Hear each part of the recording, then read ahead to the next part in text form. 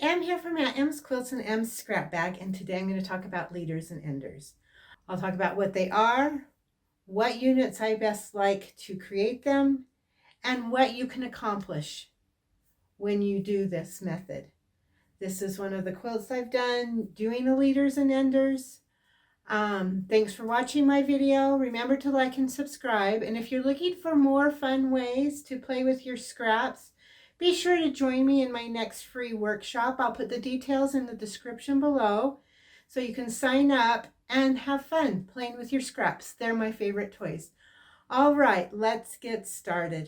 Leaders and enders are units that you keep by the side of your machine so that when you stop and start sewing on a project that you're currently working on, you can send one through so you don't need to cut the thread. My favorite leader and ender units are 4-patch, the half square triangle, and a 9-patch.